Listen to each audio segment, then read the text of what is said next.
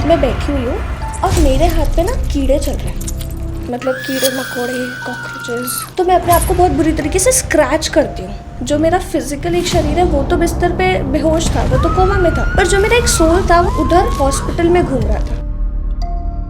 वो लड़का आया और मेरी बॉडी के पास बैठा, उसने मेरे हाथ पे हाथ रखा और उसने मेरा हाथ खींचा कि अब आ जा।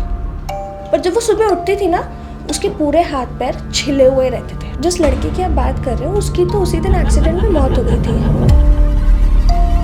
उसको अपनी बच्ची खड़ी हुई देखी कि वो बच्ची वहाँ कोने में खड़ी है, उसके पूरे शरीर पे इंसेक्ट्स हैं और वो बहुत ज़्यादा अजीब लग रही है और उनकी आंखों से खून खून खून खून गिर रहा होता है। और वो आदमी से बोलता है कि तुझे क्या लगा था तुम मुझसे पीछा छुड़ा लेगी। जय श्री राम, सलाम, सत श्री अकाल दोस्तों। मैं आपका होस्ट आर्यन चौधरी स्वागत करता हूं आपका द चेजिंग शैडो शो में।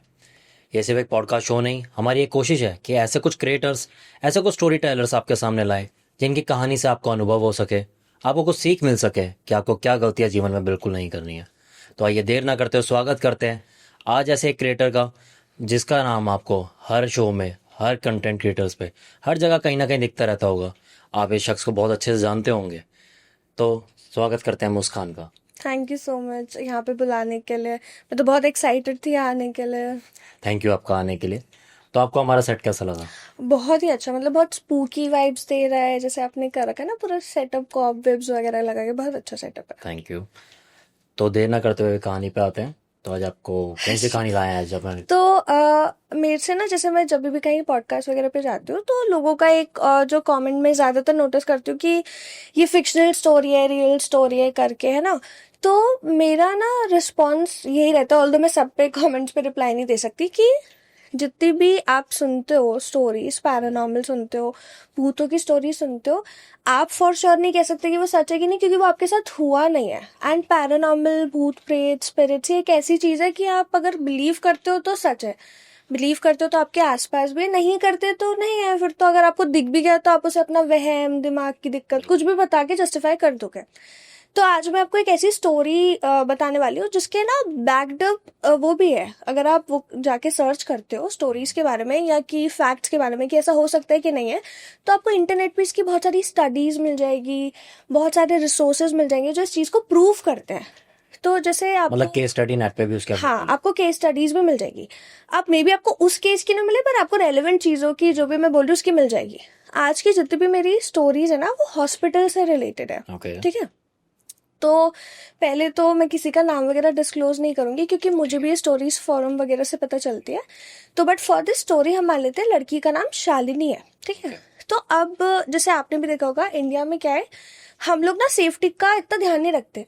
अगर कोई भी बाइक पे चलता है, ट्रैवल करता है, तो जो सामने वाला इंसान हेलमेट पहनता है वो भी, और जो पीछे हेलमेट पहनता है वो भी इसलिए पहनते हैं कि चालान ना कट जाए, कोई उन्हें रोक ना ले। कोई भी ये नहीं सोचता कि आपकी जान पे बात आ सकती है, कि अगर आपकी गलती नहीं भी है, कोई पीछे से बहुत बुरी तरीके से ड्राइव करता हुआ आ रहा है और आपसे टकरा गया और आपका एक्सीडेंट हो गया, तो आप बहुत, आपका मतलब दिक्कत हो सकती है। बट ऐसा नहीं करते। तो Shalini also in this case नहीं लेती अपनी हेल्थ को, अपनी सेफ्टी को सीरियसली। शालिनी अपनी एक फ्रेंड के साथ ऐसे ही ड्राइव कर रही होती है कि वो कहीं जा रही होती है बाइक से। एंड जब वो बाइक से दोनों चल रहे होते हैं ना, तो जो आगे वाला हेलमेट जो भी इंसान पहनता है, यूजुअली वो थोड़ा ग्रिप वाला होता है, जैसे वो नीचे से भी कवर रहता है, ऊपर से भी कवर रहता है। जैसे आपने देखा ही होगा कि स्पोर्ट्स बाइक पे पहनते हैं। स्पोर्ट्स बाइक पे पहनते हैं, या ज्यादातर ठीक होता है। पर कभी कभी आपने देखा है जो पीछे वाला हेलमेट होता है, जो पीछे वाले लोग ज्यादातर पहनते हैं, वो बहुत ही बुरा होता है। वो सिर्फ कैप की तरह होता हाँ, वो सिर्फ एक कैप की तरह होता है कि अगर किसी ने पहन भी लिया, हवा से भी उड़ जाता है। तो मतलब उसमें प्रोटेक्शन तो कुछ भी नहीं है। सो शालिनी जब अपने फ्रेंड के साथ ऐसे ट्रैवल कर रही होती है, कहीं जा रहे होते हैं, उन दोनों का एक्सीडेंट हो जाता है। और उन दोनों का एक्सीडेंट ना बहुत बुरी तरीके से होता है कि एक बाइक पीछे से बहुत ज्यादा स्पीड से आ रही होती है, इन लोगों की गलती नहीं होती, और वो बाइक इनकी लेन में आके इनसे टकरा जाती है, और ये दोनों मतलब स्लाइड करते हुए आगे जाते हैं। एंड सो जो शालिनी होती है, क्योंकि उसके पास हेलमेट अच्छा नहीं होता, वो पीछे बैठी हुई होती है, तो उसे बहुत चोट लगती है। उसके पूरी बॉडी में कम से कम 8-10 फ्रैक्चर्स आते हैं। और तो वो एक्सीडेंट इतना बुरा हुआ, उसको सर पे इतनी ज्यादा चोट लगी कि जब उसको लेके ही जा रहे होते हैं तो वो कोमा में चली जाती है। एंड अगर किसी का एक्सीडेंट होता है जैसे बाइक से, या किसी के सर पे बहुत गहरी चोट लगती है, तो डॉक्टर्स क्या करते हैं कि वो ना कुछ टाइम फ्रेम रखते हैं 24 आवर्स, 48 आवर्स, 72 आवर्स, ठीक है। कि अगर इनमें से किसी टाइम फ्रेम में पेशेंट को होश आ जाता है तो मतलब उसकी रिकवरी के चांसेस है। अदरवाइज कुछ केसेस में वो ब्रेन डेड भी हो सकते हैं। अब ब्रेन डेड मतलब कि गॉन, आप फिर नहीं रिवाइव नहीं कर सकते पेशेंट को, बच नहीं सकते। पर बहुत रेयर केसेस में ऐसा होता है कि ब्रेन में ना एक्टिविटी होती रहती है। अगर आपके ब्रेन में हल्की जुल्की भी एक्टिविटी हो रही है तो मतलब आप ब्रेन डेड नहीं हो, आप सिर्फ कोमा में हो और आपके उठने के चांसेस रहते हैं। अब जैसे हम कोमा पे बात करें तो मैं आपको एक बात बताती हूँ। एक केस था और ये बहुत ही फेमस केस है। जैसे मैं बोल रही थी ना कि कोई भी वेरीफाई कर सकता है, आप ये भी वेरीफाई कर सकते हैं कि एक पेशेंट था और वो यहाँ का नहीं था, अमेरिका में ये केस था, और वो 13 साल तक कोमा में था, ठीक है। और 13 साल बाद उसे होश आया और 13 साल के अंदर उसने ना सब कुछ देखा, सब कुछ सुना, और उसने बताया कोमा से उठने के बाद कि मुझे ना सब सुनाई दे रहा था, कि जितने भी डॉक्टर्स मेरे पास आके बात कर रहे थे, नर्सेज मेरे पास आके बात कर रही थी, मैंने अपने पेरेंट्स को ये कहते हुए भी सुना कि काश हमारा बेटा मर जाए क्योंकि वो इतना सफर कर रहा है। तो उसको ना सब सुनाई दे रहा था, उसे सब महसूस हो रहा था, और वो अपना एक्सपीरियंस 13 साल बाद शेयर करता है। तो ये ना कोई बहुत ज्यादा ऐसी बात नहीं है जो बिलीवेबल ना हो, कि कोमा में जो भी इंसान है वो अपने आसपास की बात को सुन सकता है, महसूस कर सकता है, और उसको थोड़ा बहुत एहसास रहता है क्या चल रहा है। अब कमिंग बैक टू शालिनी, कि जब वो कोमा में गई उसे इन तीनों टाइम के अंदर नहीं आया होश, पर क्योंकि उसके ब्रेन में अभी भी एक्टिविटीज हो रही थी तो वो ब्रेन डेड भी डिक्लेयर नहीं हुई।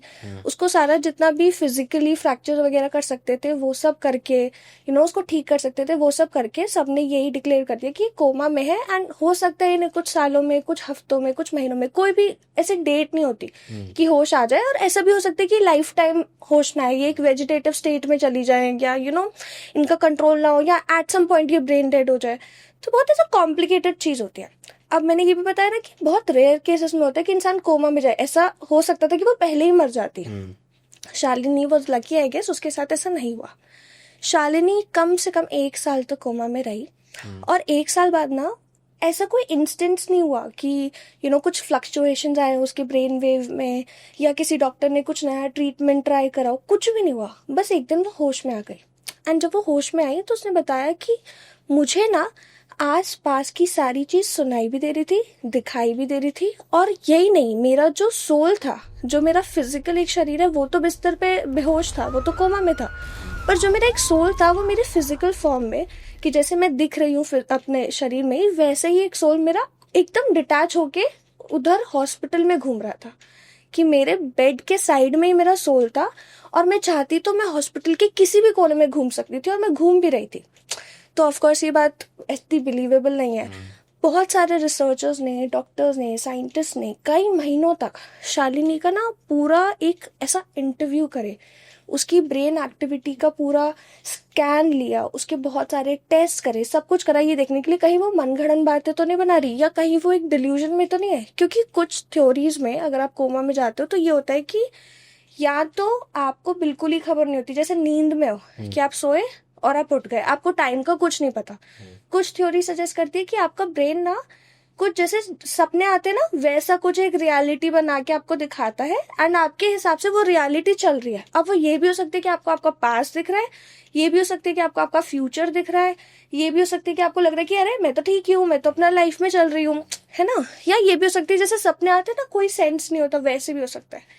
तो जब शालिनी ये सब बातें बोल रही थी तो डॉक्टर्स को लगा कि मे बी इसके साथ इन्हीं में से कुछ हो रहा है, कि शायद इसने कुछ बातें सुन लियो उस केस की तरह जो मैंने आपको अमेरिका वाला बताया था, कि डॉक्टर्स और नर्सेस की बातें सुन के इसके ब्रेन ने एक रियलिटी बना दी कि ओ मैं तो यही हूँ। पर अब शालिनी ने क्या कहा था कि मैं सिर्फ यही नहीं, मैं हॉस्पिटल के किसी भी कोने में घूम सकती हूँ। तो शालिनी ने क्या क्या डिस्क्राइब करा मैं आपको वो बताती हूँ। शालिनी ने बोला कि जितनी भी बार किसी की भी डेथ होती थी ना उस पूरे हॉस्पिटल में, क्योंकि हॉस्पिटल एक ऐसी जगह है जहाँ पे डेथ बहुत कॉमन चीज़ है। कोई भी अगर बीमारी से आ रहा है या किसी के साथ भी एक्सीडेंट हो रहा है, किसी का ऑपरेशन सक्सेसफुल नहीं हुआ, तो मतलब डेथ एक ऐसी चीज़ है जिसे आप नहीं कुछ कर सकते, नहीं अवॉइड कर सकते। तो शालिनी ने बोला कि कहीं पे भी अगर किसी की भी डेथ हो रही थी तो मैं हमेशा उसके पास चली जाती थी, क्योंकि मुझे एक प्रेजेंस फील होती थी कि इसका आखिरी टाइम है, और मैं उसकी तरफ खिंच के अपने आप ही चली जाती थी। और मैंने लोगों के बॉडी में से सोल निकलती हुई देखी है। जैसे कि अगर कोई है ऑपरेशन टेबल पे, ऑपरेशन सक्सेसफुल नहीं जा रहा, तो आपको पता होगा जैसे कोई मरने वाला होता है हॉस्पिटल में तो टाइम ऑफ डेथ डिक्लेयर करते हैं डॉक्टर्स ना, क्योंकि रिपोर्ट्स वगैरह में लिखना पड़ता है कि time of death is this that जो भी। तो शालिनी बोलती कि जैसे ही doctors time of death declare करते हैं ना, तो शालिनी को दिखता था कि बॉडी के ऊपर एक शाइन कर रही है लाइट, और बॉडी के अंदर से एक सोल, मतलब एक मतलब वाइब्रेंट कलर का फॉगिश टाइप उस लाइट में जा रहा है। ओके। ऐसा उसने पेशेंट्स के नाम बताए, पेशेंट्स के फैमिलीज के नाम बताए, स्टाफ के नाम बताए, और सिर्फ उतने पेशेंट्स या फैमिलीज नहीं जो उसके फ्लोर पे हो। जैसे हॉस्पिटल तो बहुत बड़े होते हैं, हर फ्लोर पे कौन सा पेशेंट 1 साल में मरा है, कौन से पेशेंट के साथ क्या बीमारी हुई है, कौन से डॉक्टर की क्या गलती पकड़ी गई है, सब कुछ उसने इन डिटेल बताया। अब बताओ ये कैसे पॉसिबल है? बिल्कुल सही बात। तो उसने सब कुछ ऐसे इन डिटेल बातें बताई, और रिसर्चर्स वगैरह ये सब देख के बहुत हैरान थे कि इसको कैसे पता हो सकता है। जैसे वो 13 ईयर वाला केस मैंने बताया था, उसको जितनी भी इंफॉर्मेशन थी ना उस कमरे की थी, क्योंकि वो अपनी बॉडी में कॉन्शियस था, उसको सुनाई दे रहा था क्या चल रहा है, बस वो हिल नहीं पा रहा था, वो अपनी आंखें नहीं खोल पा रहा था। बट क्योंकि उसे सुनाई दे रहा था तो उसको डॉक्टर्स की बात से, फैमिली की बात से वो सब पता थी। पर शालिनी के केस में वो ये क्लेम कर रही है कि मेरी तो सोल बाहर थी, मैं तो पूरे हॉस्पिटल में घूम रही थी, और इस क्लेम को सपोर्ट करने के लिए वो हॉस्पिटल के सारे राज भी बता रही है। तो ये बात रिसर्चर्स ने बहुत इंटेंसिवली मतलब पढ़ने की कोशिश करी, समझने की कोशिश करी, बट कुछ नहीं है।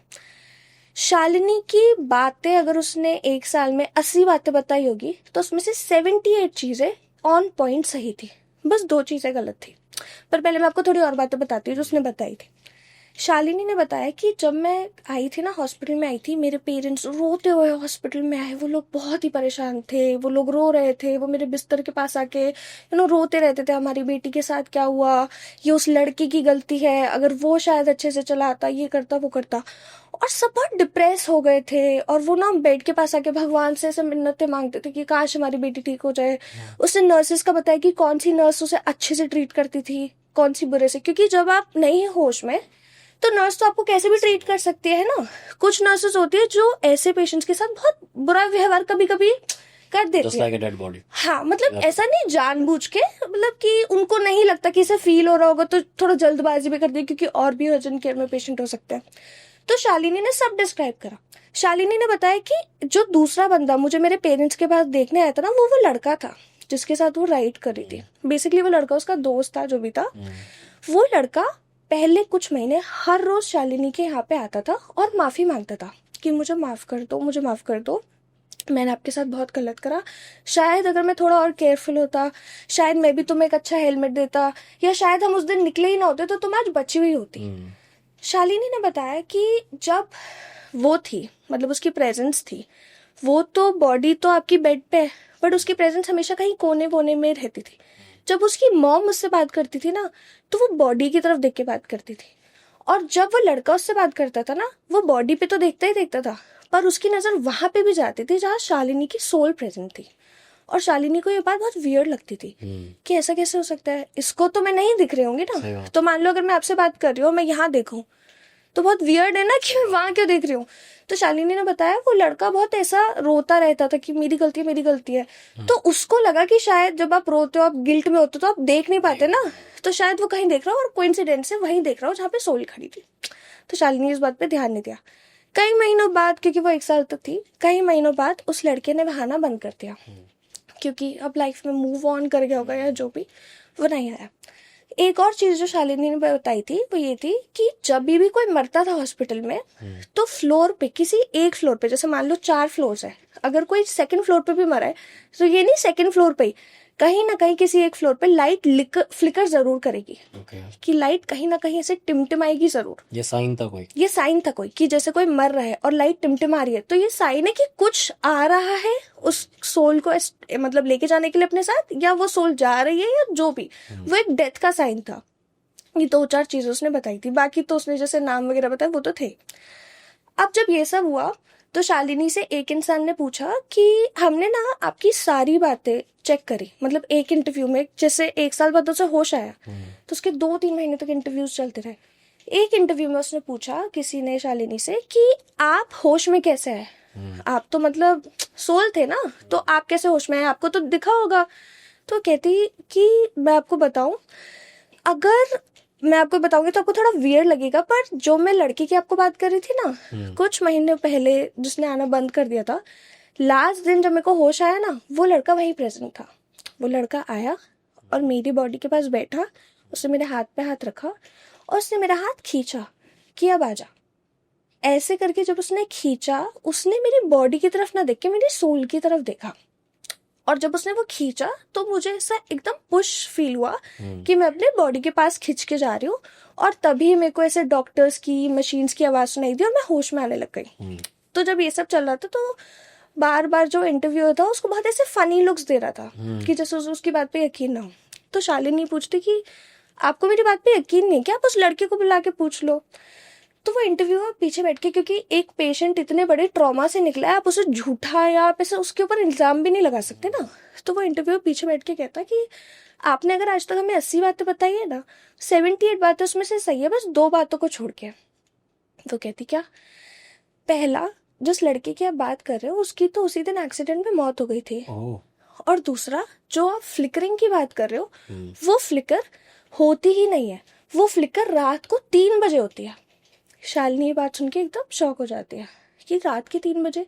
ये ज्यादातर वही टाइम होता है जब उस लड़के की सबसे ज्यादा याद आती है, या उसको वो लड़के की बातें याद आती है कि कैसे वो लास्ट डे पे जा रहे थे, या उसे अपना एक्सीडेंट का दिन याद आता है।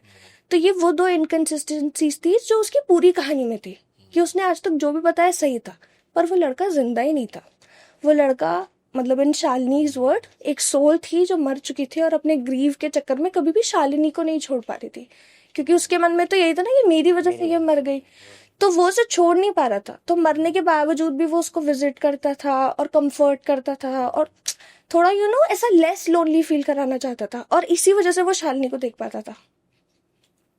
तो ये थी स्टोरी कि उसको दिखता था शालिनी को। स्टोरी तो बहुत अच्छी थी। इससे रिलेटेड मेरे पे क्वेश्चन है कि आप एस्ट्रल वर्ल्ड में करते बिलीव?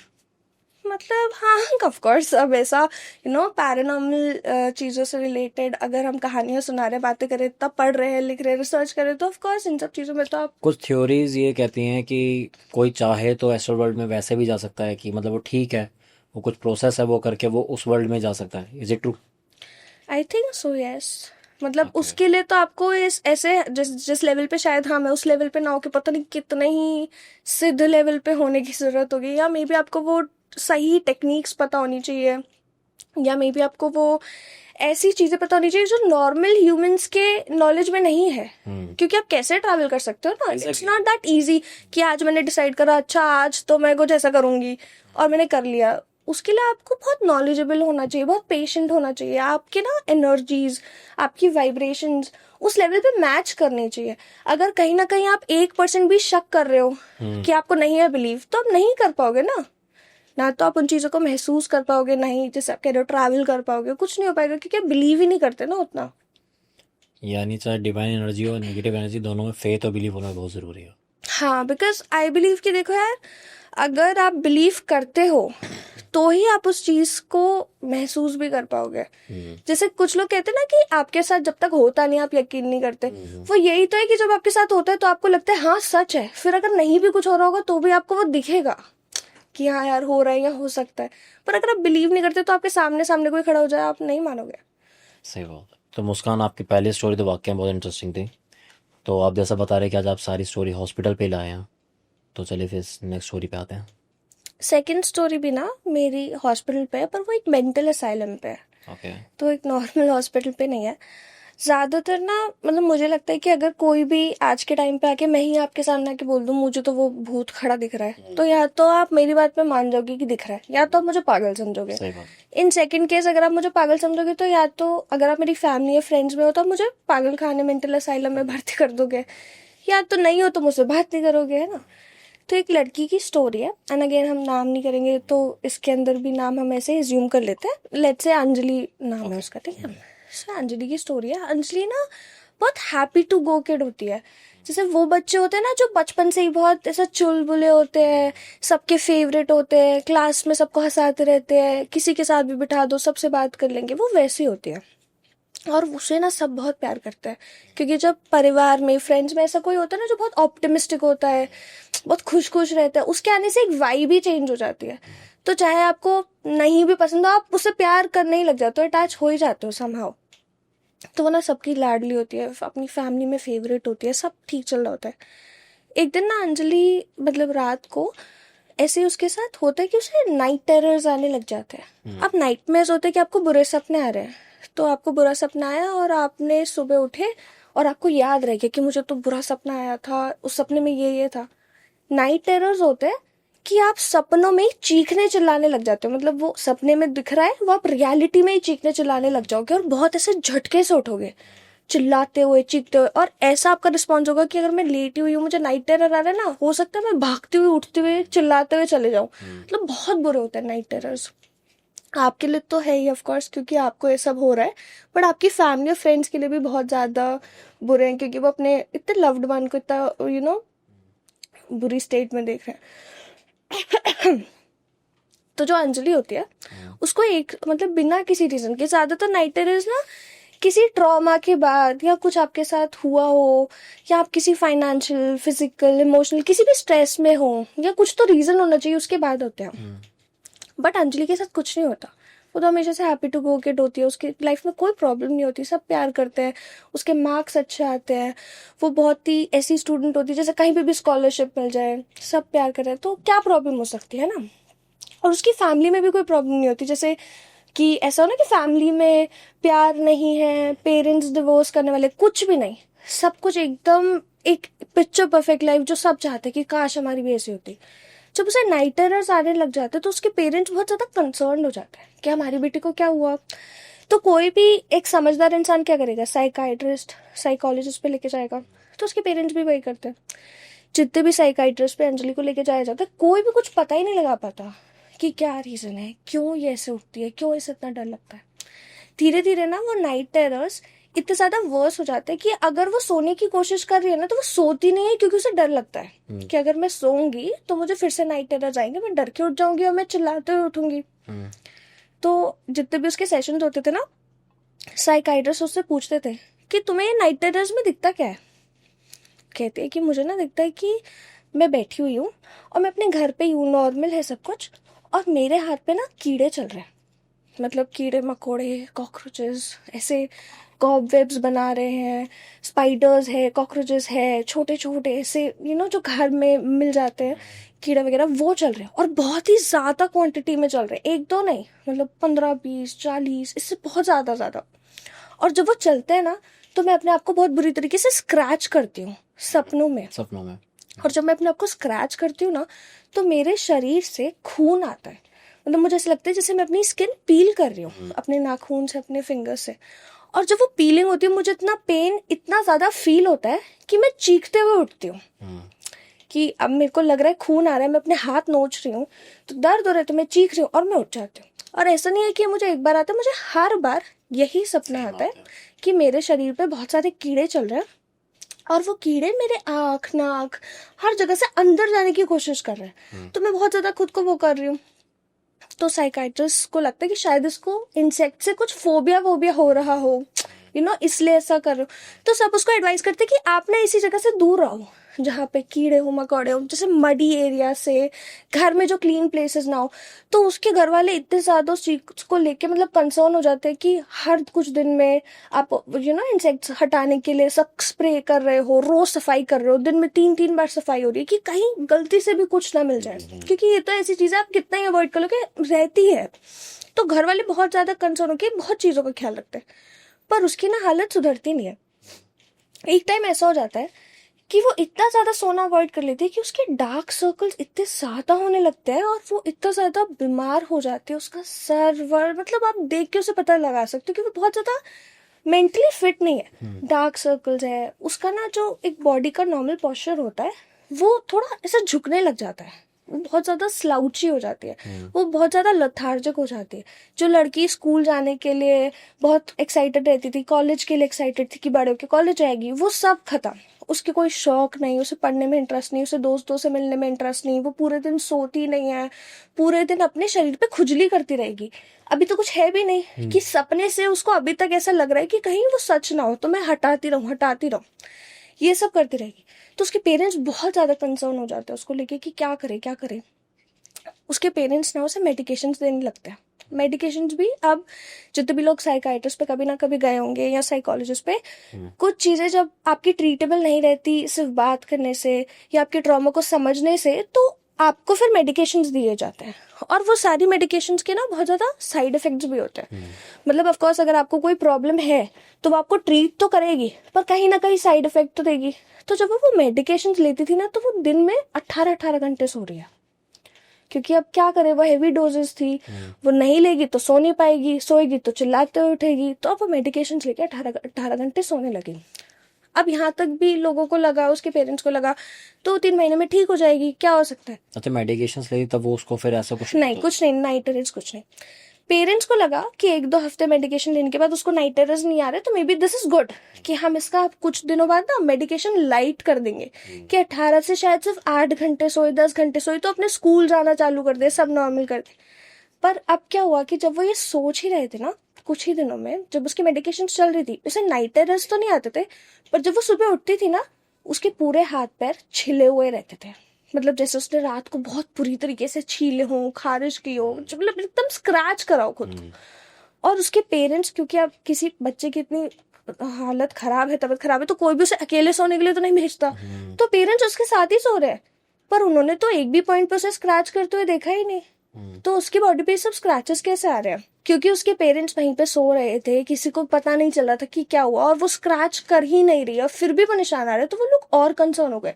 उन्हें लगा कि शायद जब हम सो जाते हैं ये अभी भी नहीं सो पा रही और ये खुद को हार्म कर रही है। ये चीजें ना ऐसे मतलब सेल्फ हार्म में आ जाती है कि पेशेंट अब आपके हाथ से बाहर जा रहे हैं, तो अब आपको उसे मेंटल असाइलम में ट्रीट करना ही पड़ेगा।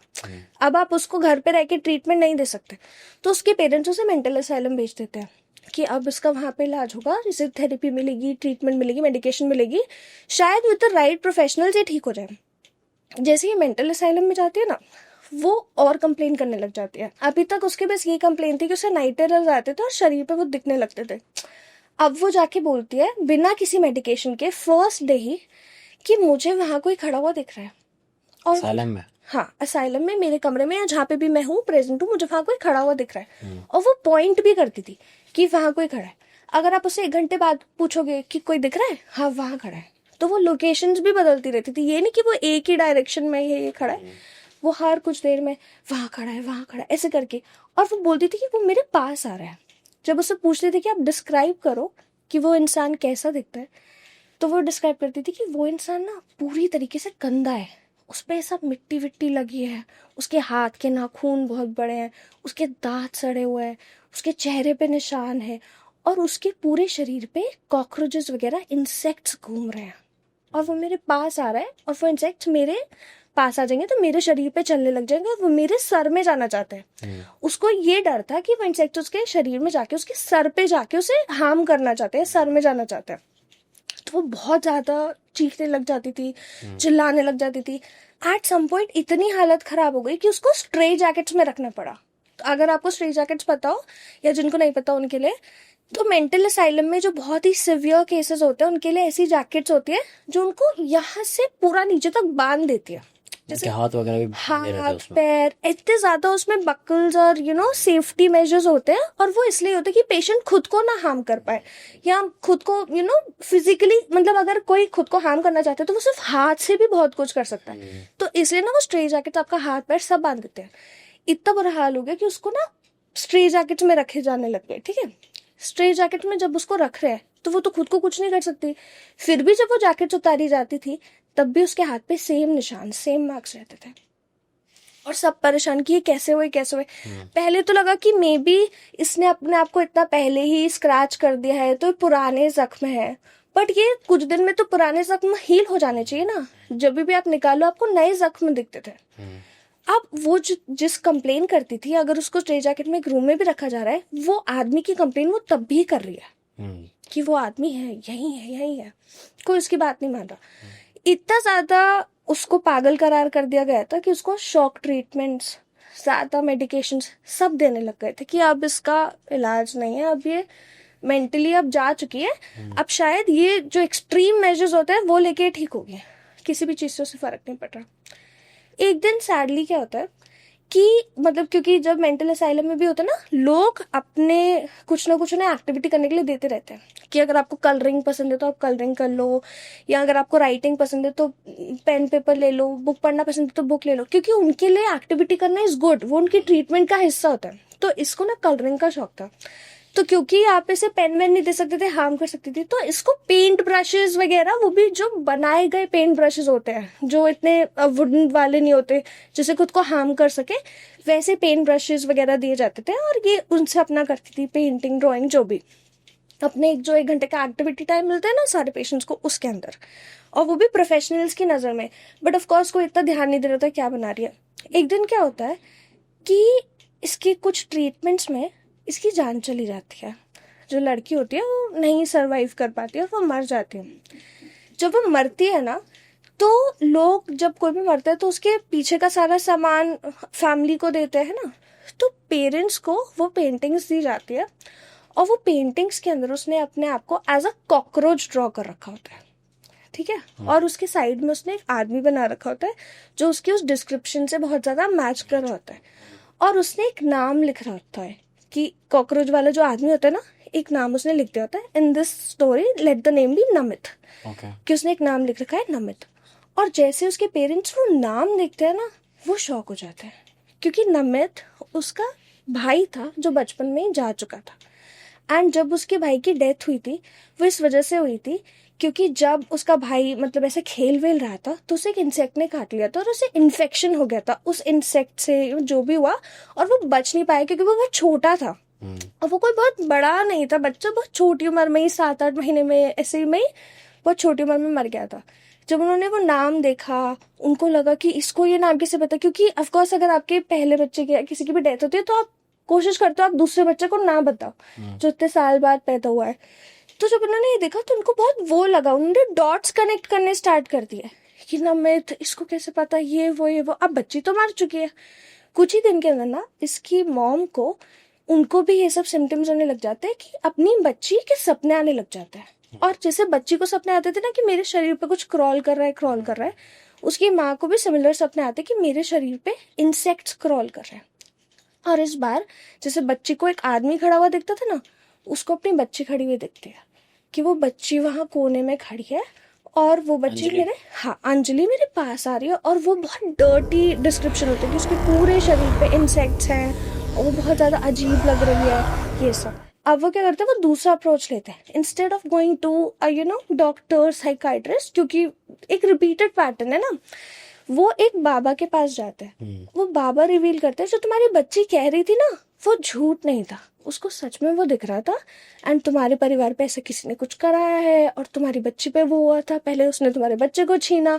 तो बाद में एक स्टोरी ये निकल के आई, और बाद में पता चला कि जो फैमिली थी, क्योंकि वो इतनी ज़्यादा पैसे वाली भी थी, बच्चे भी अच्छे थे, सब कुछ था, और पहला उनका लड़का हुआ था, तो उनकी फैमिली में से किसी ने जेलस होके इन पे कुछ तंत्र करवा दिया, एंड जिसकी वजह से इनके पहले बच्चे की डेथ हो गई। अब जब बच्ची बड़ी हुई, उनको दिखा कि यार ये भी बहुत अच्छा कर रही है लाइफ में, तो इस पे भी करवा दिया कि वो पागल हो गई।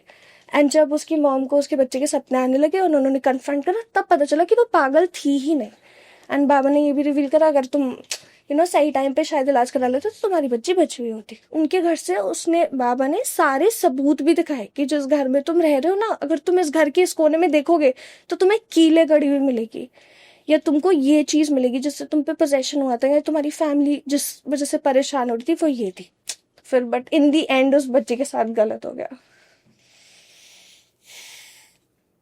तो बेसिकली असाइलम की तो नहीं थी एक मेंटल असाइलम से कनेक्टेड थी, क्योंकि वहां पे भी उसको लेके जाया गया और वहां पे भी उसको वो चीजें दिख रही थी, कोई उसकी बात पे यकीन नहीं कर रहा था ना। एंड एट दिस पॉइंट आप जान भी नहीं सकते ना किसी के साथ कुछ पैरानॉर्मल हो रहा है या वो जेन्युइनली पागल है, उसको कुछ हेल्प चाहिए।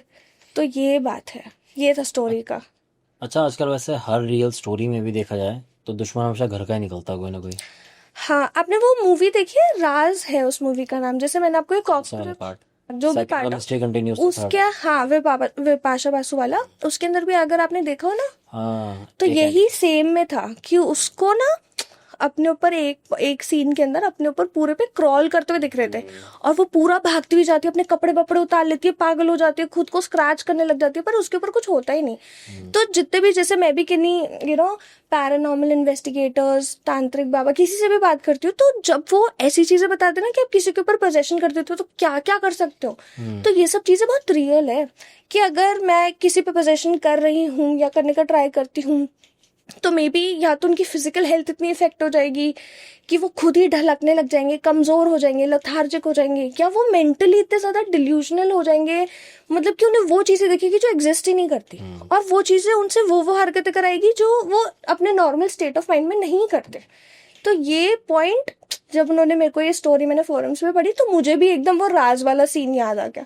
एंड जब आप इतनी चीजें कनेक्ट होते हो, देखते हो, तो आपको लगता है, सुनते भी हो, देखते हो कि कहीं ना कहीं तो ये सच होगा, क्योंकि 4-5 लोग सेम ही तो कहानियां नहीं झूठी झूठी बनाते जा रहे हैं ना, तो इसलिए तो ब्लैक मैजिक मतलब बेसिकली सच में तन मन धन तीनों पे वर्क करता है। तीनों पे वार करता है। मे बी किसी का फाइनेंशियल, जैसे कुछ केसेस आप सुनते होगे कि फाइनेंशियल केसेस होते हैं कि जब से हम पे ब्लैक मैजिक, हम बहुत गरीब हो गए, पर वो फिजिकली हमेशा फिट रहता है, कि फिजिकली उनके साथ कुछ बुरा नहीं हो रहा, वो बस फाइनेंशियली वीक होते जा रहे हैं, कर्ज में जा रहे हैं। करने वाले की मंशा भी तो मैटर कर देती है ना, कि उसने एक्चुअल में उसको अटैक किस पे करना है उसको। हाँ, कि फैमिली पे अटैक करना है, किसी की मौत वगैरह का कुछ इंटेंट है, या बस पैसे का इंटेंट है, या किसी की खूबसूरती से जल रहे हो, करियर से जल रहे हो, मतलब बहुत कुछ कर सकते हो। But most of the times मैंने देखा है कि आप जो जिस पे करते हैं ना, चाहे 2 साल बाद ही, पर उस पे वापस जरूर आता है।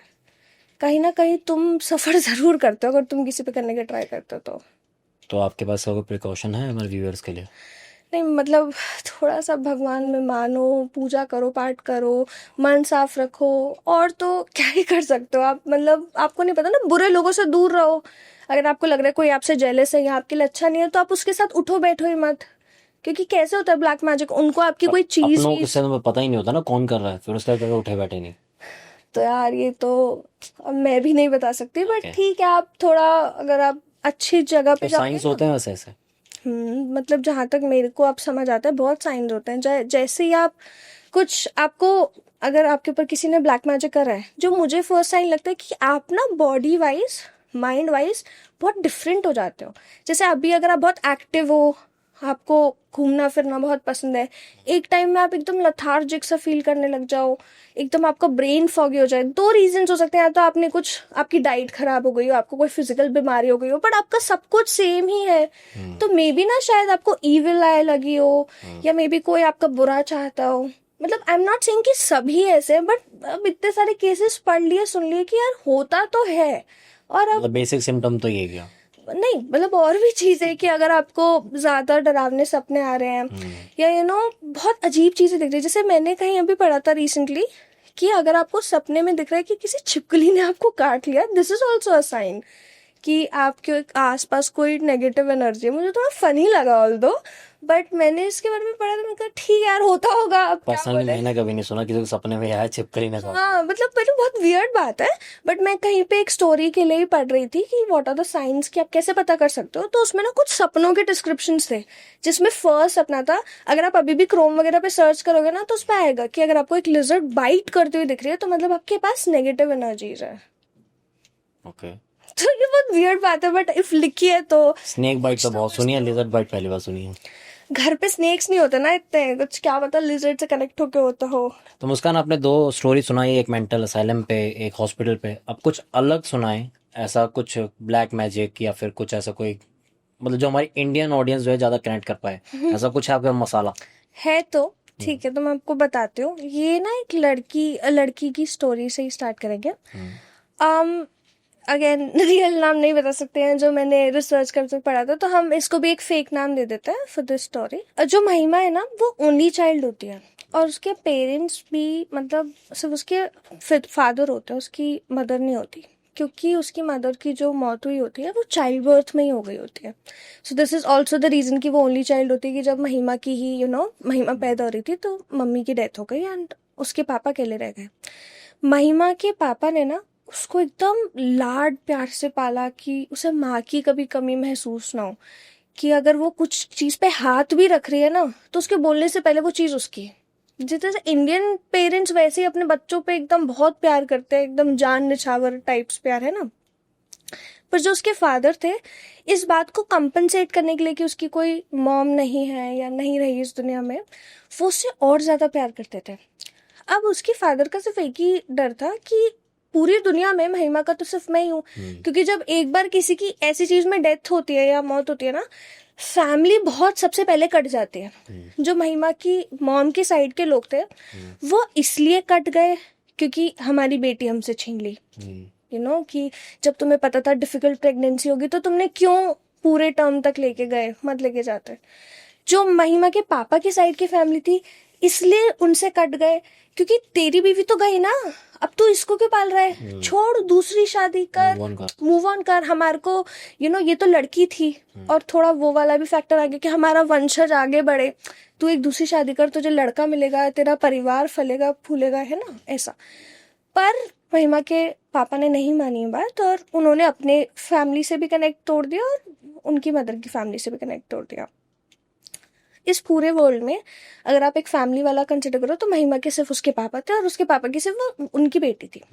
वो दोनों ना एक दूसरे से बहुत प्यार करते थे, क्योंकि जब आपकी फैमिली में बहुत लोग होते हैं तो ऐसा हो सकता है कि आपका प्यार थोड़ा थोड़ा बढ़ जाए, पर जब आपकी फैमिली में कोई है ही नहीं, आप एक ही इंसान पे रिलाई करते हो, आप एक ही इंसान को जानते हो, आप एक ही इंसान के साथ हो, तो धीरे धीरे महिमा बड़ी हुई।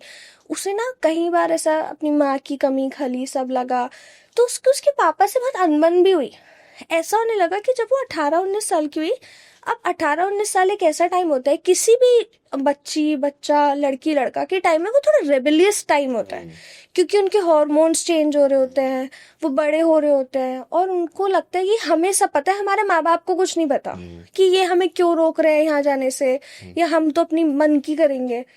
अब क्योंकि उसकी फैमिली में, महिमा की फैमिली में कोई था नहीं, और वो अपने कुछ चीजें अपने पापा के साथ शेयर नहीं कर सकती थी, चाहे वो लड़कों को लेके हो, चाहे वो उसकी बॉडी को लेके हो, वो नहीं कर सकती थी। तो उसने डिसाइड करा कि वो अपने पापा से थोड़ा दूर रहेगी। उसने सोचा कि वो कॉलेज में हॉस्टल में जाके रहेगी जहाँ पे उसे लोग भी मिलेंगे। तो अपने पापा को छोड़ के हॉस्टल में जाके 18 साल की उम्र में स्टार्ट कर देती है रहना। वो अपनी पढ़ाई करती है, कोर्सेज करती है, कॉलेज में है, करते करते वो 21-22 साल की हो गई, उसकी ग्रेजुएशन हो गई, वो बड़ी हो रही है, अब वो जॉब ढूंढ रही है। तो अब एट दिस पॉइंट महिमा के फादर की जितनी भी जिंदगी थी वो तो उसी के अराउंड रिवॉल्व कर रही है। अप अंटिल नाउ उसकी लाइफ भी सेम थी कि पापा ये पापा वो, पर अब उसकी एक दूसरी लाइफ है, उसके दोस्त हैं, उसकी खुद की पर्सनल स्पेस है। तो अब वो अपने पापा पे उतना ध्यान नहीं दे पा रही जितना उसको पहले देती थी। तो उसके पापा ना, अब ऐसा मान लो कि दिल टूटने की वजह से, अकेलेपन की वजह से धीरे धीरे करके बीमार पड़ने लग गए।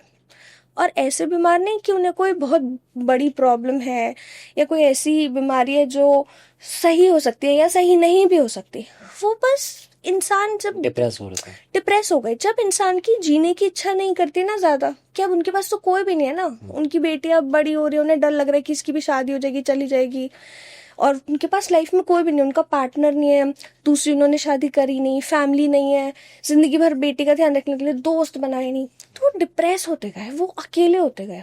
और जब इंसान का जीने का मन हट जाता है ना, वो उसके शरीर पे भी लगता है, दिखता है, बीमार हो जाएगा, ढलका हुआ रहेगा, कहीं बाहर आएगा जाएगा नहीं, और बहुत सिवियर केसेस में मर भी जाते हैं। या मरते नहीं है तो हमारा ना माइंड और हमारी बॉडी बहुत ज़्यादा कनेक्टेड होती है, तो हमारे सिर्फ सोचने से या डिप्रेस रहने से हमें बहुत बीमारियां हो जाती है। जैसे डॉक्टर्स भी अगर आप किसी बीमारी के लिए जाते हो सबसे पहले ये कहते हैं कि आप खुश रहो, आप हेल्दी लाइफस्टाइल चुनो, आप बाहर जाओ, आप लोगों से मिलो। वो इसलिए क्योंकि अगर आप मेंटली स्ट्रांग हो ना तो फिजिकली भी स्ट्रांग रहोगे, और अगर आप मेंटली बहुत वीक हो तो फिजिकली भी आपको साइंस दिखेंगे। अब महिमा के पापा बीमार होने लग जाते हैं, एंड महिमा को पता चलती है, तो वो आती है, कुछ दिन तक के लिए आती है, और वो अपने पापा से कहती है क्या हो गया। वो बिल्कुल अपने वही स्टेट पे आ जाती है कि मैं तो अपने पापा के लिए जान दे दूंगी, ये है वो है। 1-2 महीने वो अपना सब कुछ जॉब वॉब होल्ड पे डाल के अपने पिता के साथ रहती है। जब तक वो अपने पिता के साथ रहती है उनकी हालत थोड़ी बहुत सही रहती है, और जैसे ही वो जाने की बात करती है फिर हो जाती है। इतने में ना, क्योंकि महिमा की ऑलरेडी कोई लाइफ थी, तो उसके फ्रेंड्स, उसका बॉयफ्रेंड, जितने भी जो भी उसकी लाइफ में लोग थे, सब उसके कान भरने लग जाते हैं कि तू अपने पापा के चक्कर में ना पीछे रह जाएगी। देख, तूने 2 महीने जॉब छोड़ दी, अब तू 3 महीने और नहीं करेगी, तू तो जॉब कर ही नहीं पाएगी, तू तो लाइफ में बस घर बैठी रहेगी, तू तो शादी करके तेरे को भेज देंगे कहीं, या तेरी तो शायद शादी भी ना होने दे। तो ना बहुत नेगेटिव चीजें भरने लग जाते हैं कि जब तक तेरा पापा जिंदा है तू नहीं कर पाएगी कुछ। वो धीरे धीरे पहले तो सबसे बात कट करती है कि तुम मेरे पापा के बारे में ऐसा कैसे बोल सकते हो, वो ऐसे नहीं है, ऐसे नहीं है। बट एट सम पॉइंट अगर कोई आपको बोले जा रहा है तो आपके दिमाग में वो बात आ जाती है। महिमा को ना वो बहुत लग जाती है बात की, शायद यार अभी तक तो ठीक रहते हैं, 1-2 हफ्ता मैं घर रहती हूँ, चलते हैं फिरते हैं, खुश रहते हैं, खाना खाते हैं। जैसे ही मैं घर से बाहर जाने की बात करती हूँ फिर बीमार, जैसे मैं बोलती हूँ अब मैं नहीं आऊंगी वापस 2 महीने के लिए, फिर बीमार। तो क्या पता ये मुझे मैनिपुलेट कर रहे हो कि शायद इनके पास कोई नहीं है तो ये मुझे चंगुल में बांध के रखना चाहते हो। तो वो क्या करती है, एक दिन अपने पापा से लड़ाई करके चली जाती है। जिस दिन वो जाती है ना, उसके 2-3 दिन तक तो उसको बहुत गिल्ट रहता है कि यार मैं कॉल कर लेती हूँ, यार मैं बात कर लेती हूँ कि मेरे पापा ठीक तो है ना, उनकी तबीयत खराब तो नहीं है। एंड ऑफ कोर्स अब वो दूसरी सिटी में रह रही है क्योंकि मतलब वो पहले से ही हॉस्टल वगैरह में रह रही थी, जॉब कर रही थी। तो बहुत ज्यादा वो हो जाती है कि मैं बात एक बार पूछ लेती हूँ, कुछ हुआ तो नहीं, कुछ हुआ तो नहीं। वो नहीं करती। 3 दिन बाद फाइनली एक ब्रेक डाउन के बाद वो अपने पापा से बात करती है कि आप सही तो हो ना, मेरे से जो भी मैंने कहा आप उसे दिल पे मत लेके जाना, इतना बुरा मत मानना, ये वो, और ठीक है अभी सॉरी, मैं आ जाऊंगी कुछ टाइम बाद। तो उसके पापा भी उससे बात करके हाँ ठीक है कोई बात नहीं, तुम अपनी लाइफ जियो, मैं तुम्हारी लाइफ में एक ब्लॉक नहीं बनना चाहता, मैं एक सपोर्ट सिस्टम बनना चाहता हूँ। मेरी तबीयत खराब है, मैं इसमें कुछ कर नहीं सकता, पर तुम्हें आने की जरूरत नहीं है। तो अब एट दिस पॉइंट महिमा को लगता है सब कुछ ठीक हो गया। अब कभी कभी ऐसा हुआ होगा कि शायद जैसे आप भी कभी बाहर रहते हो तो कुछ दिन आप भी अपने पेरेंट्स को कॉल नहीं कर पाए होगे फॉर वट एवर रीजन, या कभी कभी लोग नहीं कर पाते। महिमा ना 4-5 दिन 6 दिन कॉल नहीं करती, उसको कहीं ना कुछ काम आ जाता है, कुछ हो जाता है। 3-4 दिन मेरे ख्याल से गुजर गए इस बात को, एंड उसने कॉल नहीं करा लास्ट कॉल के बाद। एंड वो कॉल करती है, वो अपने पापा को कॉल करती है, कोई उठाता नहीं है। वो दोबारा कॉल करती है, दोबारा कोई नहीं उठाता। तो उसको लगता है शायद सो रहे होंगे, या वो खुद ही के मन में एक्सक्यूज बना के छोड़ देते हैं। वो उस रात को सोती है और उसको सोते हुए ना उसका घर, उसके पापा, वही सब दिखने लग जाता है तो जो बचपन का होता है। तो उसको दिखता है कि वो अपने पापा के साथ खेल रही है, कूद रही है, और उसके पापा ना मतलब उसकी तरफ नहीं देख रहे, उनका सर दूसरी तरफ है, पर इसको अपना शक्ल देख रहा है। जैसे बच्चे कभी कभी ऐसे राउंड राउंड नहीं घूमते अडल्ट्स के आसपास, या अगर कोई बच्चा यहाँ पे खेल रहा है तो हो सकता है आप उधर देख रहे हो पर वो आपको छेड़ रहा होगा, पीछे खींच रहा होगा। तो ये सब विजुअल्स महिमा को दिख रहे हैं, और महिमा के घर में ही दिख रहे हैं, और पापा के दिख रहे हैं, पापा के दिख रहे हैं। एंड वो ये सब देखती है।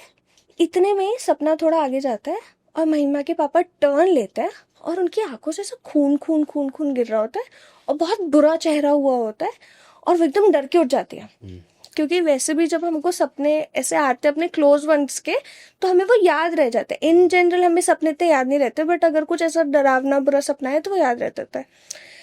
तो जब वो उठती है उसको लगता है मेरे पापा के साथ कुछ हो तो नहीं गया, मेरे पापा के साथ तो कुछ हो नहीं गया। वो फटाफट फटाफट सोचती है मैं घर जाऊंगी। वो रात में अपने घर के लिए निकल जाती है, और वो अपने जहाँ पे उसके पापा रहते हैं, जो उसका घर होता है बचपन वाला, वहां जाती है। जैसे ही वो 4-5-6 घंटे बाद अपने घर पहुंचती है, रात ही है, अभी इतना टाइम नहीं हो रहा, सुबह का 6-7 बजे का टाइम हो रहा होगा, इतना उजाला भी नहीं, इतना अंधेरा भी नहीं है, वो वाला टाइम था, ठीक है।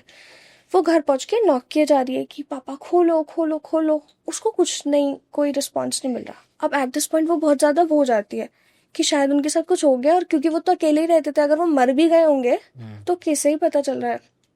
वो पुलिस को बुलाती है, नेबर्स को चिल्ला के बुलाती है, लोग अंदर जाते हैं, और अंकल जो उसके पापा होते हैं वो मरे हुए ही मिलते हैं। और वो ऐसे नहीं कि जैसे फ्रेश डेथ होती है, उनको हो गया होता है कुछ टाइम।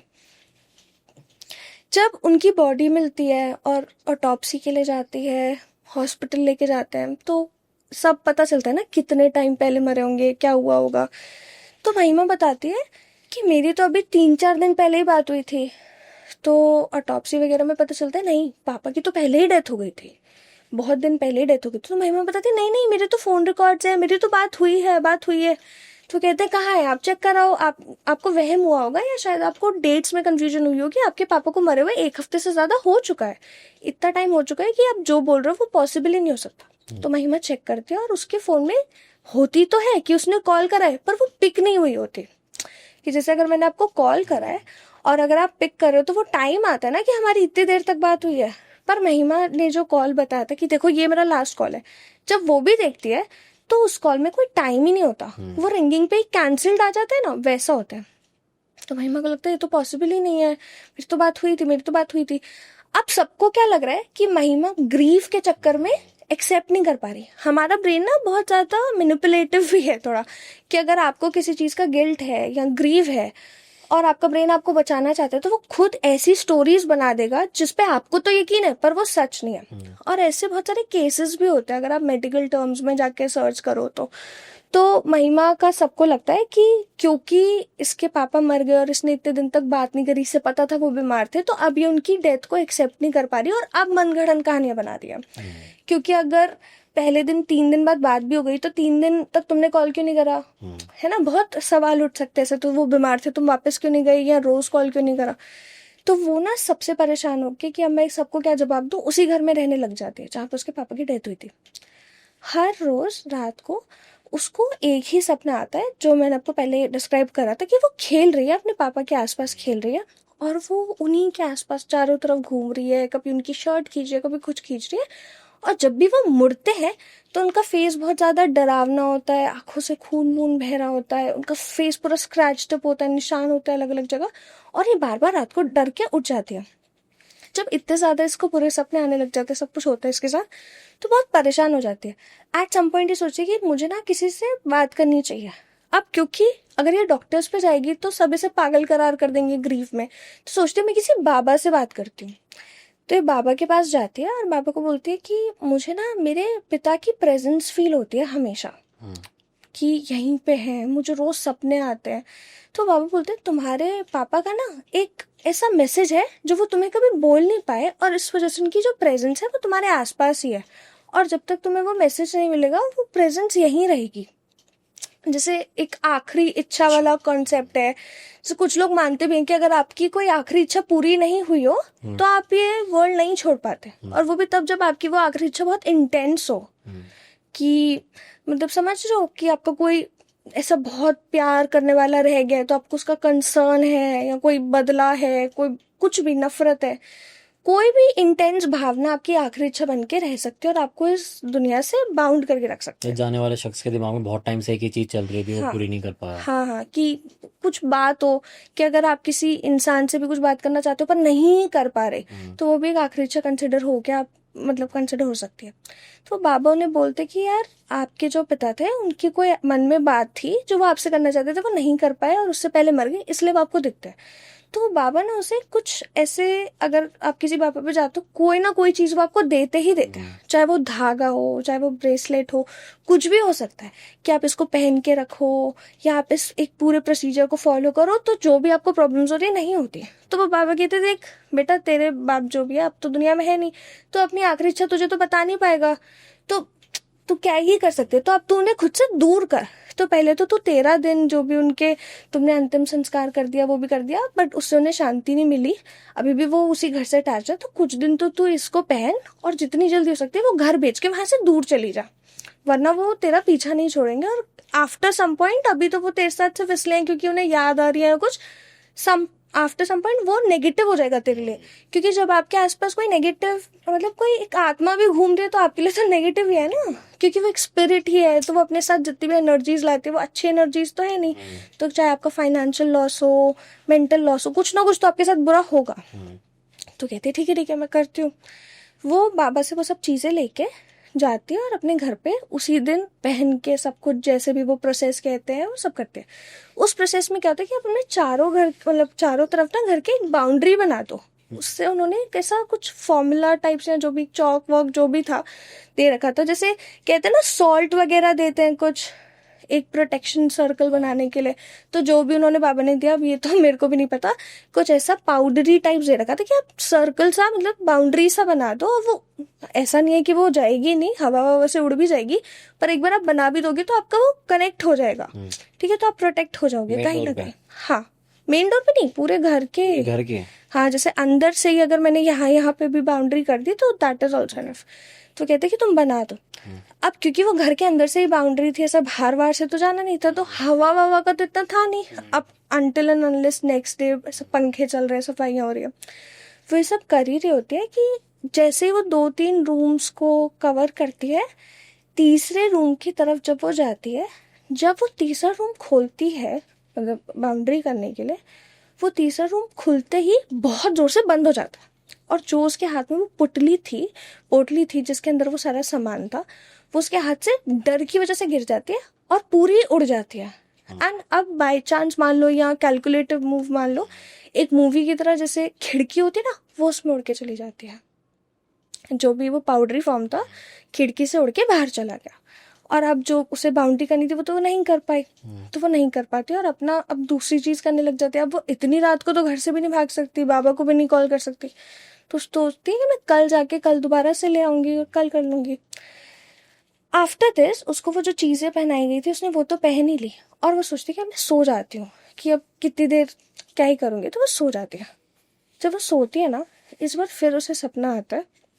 इस बार उसे सपने में क्या दिखता है कि वो बिस्तर पे ही है और उसके पापा कोने में खड़े हैं और उसको एट दैट पॉइंट लगता है कि ये सच है। अब उसको ये डिस्टिंग्विश नहीं हो रहा कि सच है सपना है, और वो अपने पापा को देख के डर जाती है क्योंकि उसे पता तो है ही वो मर गए। उसके पापा से देख के इशारा करते हैं इधर आ इधर आ इधर आ। वो अपने पापा की तरफ नहीं चलती क्योंकि उसे डर लग रहा होता है, पर फिर भी उसके पापा उसे बहुत देर तक बुलाते हैं। सम पॉइंट वो इमोशनल हो जाती है, वो उठती है और वो चलने लग जाती है। जिस रूम में वो होती है ना, उस रूम में वो ऑलरेडी वो थोड़ी बहुत बाउंड्री कर चुकी होती है। जब उसके पापा वो उसे बुलाते हैं, वो उसे तीसरे ही रूम में ले जाते हैं अपने पास इशारा करते करते करते करते, जिसमें वो बाउंड्री ही नहीं हो रखी थी, जिसमें वो गिर गया था, खिड़की से चला गया था। वो उस रूम में जाती है और उसके पापा को ना जहाँ पे खड़े हैं उसके ऊपर ही उसको ऐसा लाइट ऐसा टिमटिमाती हुई दिखती है। अब वो टिमटिमा रही है, उसको उसका चेहरा नहीं दिख रहा अपने पिता का, बस उसको थोड़े से ग्लिम्सेस दिख रहे हैं। पता चल रहा है कि अंधेरे में कोई खड़ा है और मैं पीछे चल रही हूँ, पर दिख नहीं रहा। अब क्योंकि जब कोई बहुत देर तक टिमटिमाता है, एट सम पॉइंट ऐसा भी होता है कि पूरी लाइट पड़ जाती है। जैसे वो पूरी लाइट पड़ती है ना, उसको वही चेहरा दिखाई देता है जो उसे हर दिन सपने में दिखाई दे रहा होता है, कि पूरे मुंह पे स्क्रैचेस है, एकदम खून टपक रहा है, ये सब। और वो बहुत डर जाती है। पहले क्या होता था कि जब वो डरती थी तो उसकी नींद खुल जाती है, अब उसकी नींद नहीं खुलती, वो उधर ही स्टक रहती है कि वो देख रही है, वो चिल्ला रही है, वो खुद को ऐसा चूटी वूटी मारने की कोशिश कर रही है कि वो उठे, कि उसके लिए तो ये सपना है ना कि अगर वो उठेगी तो सपना खत्म, पर वो नहीं उठती। धीरे धीरे ना उसके पापा उसके पास थोड़ा थोड़ा थोड़ा आता है और लाइट फिर से बंद हो जाती है। इतने में उसे फील होता है कि किसी ने उसे खींचा है पैर से। जब वो पैर से खींचती है वो गिर जाती है, और वो गिरते ही ना उसको फील होता है कि कोई उसे खींच के खिड़की की तरफ ही लेके जा रहा है, कि घसीटते हुए खिड़की की तरफ वो जा रही है। पर घर में तो उसके और उसके पिता के अलावा कोई है ही नहीं। तो वो चीख रही है, वो चिल्ला रही है। एंड कभी कभी जब आप किसी ऐसा पकड़ने की कोशिश करते हो फ्लोर पे, तो आप नहीं पकड़ पाओगे, तो आपके नाखून वाखून टूट जाएंगे, आप इंजर हो जाओगे, है ना। वो बहुत कोशिश करती है और वो बहुत चीखती है। एक पॉइंट पे चीखते चीखते उसकी नींद खुल जाती है, ऐसा उसे लगता है, और वो अपने बिस्तर पे ही वापस मिलती है। जब वो अपने बिस्तर पे मिलती है, वो अपना डर के उठती है, वो देखती है वो पूरा पसीने में तरतर हो रही है और उसके नाखून डैमेज्ड है। तो उसको ये लगता है कि ये रियलिटी ही थी जो भी था, कि मुझे समझ नहीं आया पर ये रियलिटी ही थी। कुछ तो मेरे साथ कल रात को हुआ है जो मैं जस्टिफाई नहीं कर पा रही। वो तुरंत नेक्स्ट डे दोबारा उन बाबा पे जाती है, उन्हें सब बताती कि मैं तो कर रही थी बाउंड्री पर वो हट गया, और वो अपने नाखून दिखाती है, अपना सपना डिस्क्राइब करती है। तो उसके जो बाबा होते हैं वो बताते हैं कि जो तेरा बाप है ना, अब वो तुझे नहीं जाने देगा उधर से, क्योंकि दुनिया में जब पूरी स्टोरी बता दी तो ये भी बता दिया कि उनका उसके अलावा कोई था नहीं। तो पूरी दुनिया में उनका तेरे अलावा तो कोई था नहीं। अब क्योंकि वो मर चुके, तो वो जो फादरली इमोशन है वो तो गया। एक वो अब एक बस पता है कि लेके जाना है, लेके जाना है। तो अब वो तुझे लिए जाए बगैर नहीं मानेंगे, तो तू उस घर को जल्द से जल्द खाली कर दे। तो कहते मुझे एक बार तो जाना ही पड़ेगा ना, मेरा सामान है, ये है वो। कहते नहीं, अब तू वापस जा ही मत, तू जा यहाँ से, अब तू खाली कर दे। वो लड़की कहती है ठीक है मैं खाली कर देती हूँ। अब जब वो लड़की खाली करने के लिए मान जाती है और ये भी मान जाती है कि मैं वापस ही नहीं जाऊंगी, तो डिसाइड करती है अपने दोस्त वोस्त के जाएगी ट्रैवल करेगी और किसी मूवर्स पैकर्स को वहां बुला के करा देगी। वो 2-3 दिन अपने दोस्त के रुकती है, मूवर्स पैकर्स को बुला के कहती है, और वो ये भी कहती है कि तुम ना देखना, एक रूम है वहां पे कुछ एक फ्लोर पे खून वून ऐसा तो नहीं लगा। वो पूछती भी है कि कहीं उसका वहम तो नहीं, कहीं उसे बाबा पागल तो नहीं बना रहा, या ये सब कहीं वो मेंटली ग्रीव कर रही हो तो अपने आप को ग्रीव करते करते उसके साथ तो नहीं हो रहे हैलुसिनेशंस। तो वो पूछती भी है, तो मूवर्स पैकर्स मना कर देते, नहीं मैम ये तो पूरा साफ था। तो वो बाउंड्री का भी पूछती है, नहीं बाउंड्री भी नहीं थी, कुछ ऐसा सब्सटेंस भी नहीं था। वो करती है और मान जाती है। अब इसने ना घर सेल पे लगा दिया, सारा सामान शिफ्ट करवा दिया, और वो खुद एक नया घर ढूंढने के प्रोसेस में है। एक बार क्या होता है कि वो ऐसे प्रोसेस के अंदर ही गाड़ी से चल के जा रही होती है, कहीं घर ढूंढ रही होती है या कुछ, गाड़ी से चलते चलते ही ना उसको ऐसा लगता है कि जब वो ड्राइव कर रही है उसके आगे कोई आ गया। कि गाड़ी के आगे आपको ऐसे झलक दिखती है ना रात को ड्राइव करते हुए, कभी कभी आपको लगता है कि सामने कोई है बट होता नहीं। उसको लगता है कि सामने कोई आ गया, और वो घबरा के गाड़ी से उठती है, क्योंकि किसी का एक्सीडेंट हो गया तो आपके बहुत वो है ना, जेल जा सकते हो, कुछ भी हो सकता है आपके साथ। वो डरती डरती बाहर जाती है और देखती है कि एक आदमी ही है। और आदमी को जब वो देखती है और वो मदद करने के लिए पलटने की कोशिश करती है, जब वो पलटती है तब फिर उसे अपने पापा का चेहरा दिखता है। वही बात अभी भी, हाँ, कि अभी भी पापा का चेहरा, और अब उसको वो चेहरा इसलिए ऐसा दिख रहा है क्योंकि शरीर पे तो लग गए ना, इसलिए वो खून वून आता हुआ दिख रहा है, पूरा एक्सप्लेन हो रहा है। और उसके पापा का जो चेहरा शरीर उसको दिखता है, वो अभी भी अपना हाथ इसकी तरफ करके इसे खींच रहे होते हैं कि वहां से भी भाग जाती है। नेक्स्ट डे कॉल करके बताती है मेरा ऐसे ऐसे एक्सीडेंट हो गया, और वहां पे कुछ मिलता ही नहीं, गाड़ी मिलती है बट कोई एक्सीडेंट हुआ होता, खून के धब्बे वगैरह कुछ तो होता है ना, कुछ भी नहीं मिलता, कुछ भी नहीं होता। वो सिर्फ एक गाड़ी होती है, खुली हुई होती है, और कोई शरीर, कोई मार्क्स, कुछ नहीं होता। अब इसको लगने लग जाता है पागल हो रही है, इसके साथ कुछ हो रहा है, किसके उसके पापा ही दिखे जा रहे हैं। ये बाबा पे जाके फिर अपना पूरा इंसिडेंट डिस्क्राइब करती है कि मुझे तो वो दिख रहा है, मुझे नहीं लगता कि वो मुझे इतनी इजीली छोड़ेंगे, आप मुझे कोई तरीका बताओ। वो बाबा ना इसे कहते कि तू ना ये 3-4 चीजें कर, जिसमें एक चीज थी बलि देना, कि तू बली दे, अपना कनेक्ट जो भी तेरा पाप के साथ था उसको हटा वटा, ये सब कर। तो इसको बहुत वो ऑकवर्ड लगता है कि यार ये सब तो मैं नहीं कर पाऊंगी। फिर भी बाबा इसको कन्विंस करके कि तू कम से कम 3 चीजें तो कर ही ले, कि मैं तुझे कुछ टोटके वगैरह बताऊंगा, तू अपनी बला किसी और पे दे दे, कि अगर तू नहीं कर पा रही खुद से, तो अपने ऊपर नहीं हटा पा रही, तो किसी और पे दे दे। तो आपने देखा होगा कि जैसे वो चीजें रख देते हैं ना चौराहे पे, उनका भी पर्पस यही होता है कि आप अपनी बला किसी और पे दे दो, कि अगर आपको कोई पोजेस कर रहा है या हॉन्ट कर रहा है और आपने वो चौराहे पे रख दिया और कोई और उसे टाप के चला गया, तो वो उस पे आ जाती है। मैंने तो सुना है कि टोटका कभी उतारा जा ही नहीं सकता, वो उसको किसी ना किसी पे ट्रांसफर ही किया जाता ट्रांसफर ही किया जा सकता है। तो वो तांत्रिक भी उसे कहते हैं, या तो तू बली वली दे किसी की, मतलब जानवर की ऑफ कोर्स, और ये टूना टोटका कर, ये लंबा प्रोसेस कर, या तो तू अपना किसी पे उतार के दे दे। तो वो इसके लिए मान जाते कि मैं उतार के दे देती हूँ। अब जो भी उतारने वाला प्रोसेस होता है ना, वो ज्यादातर रात को होता है, कोई भी भरी सुबह या दोपहर में नहीं जाएगा।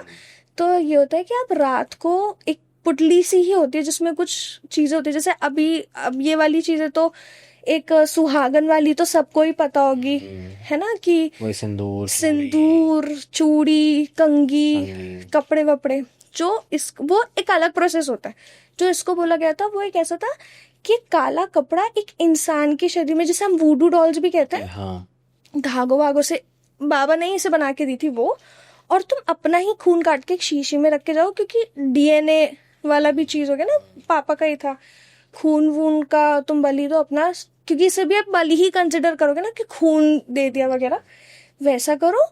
और 3-4 अपने पापा की चीजें, जैसे घड़ी, कपड़े का टुकड़ा, ये सब, वो सब डाल के पोटली में बंद करके तुम एक सड़क पे रख दो, और जो भी उसको फिर टापेगा या उसे उठाने की कोशिश करेगा उस पे चढ़ जाएगा।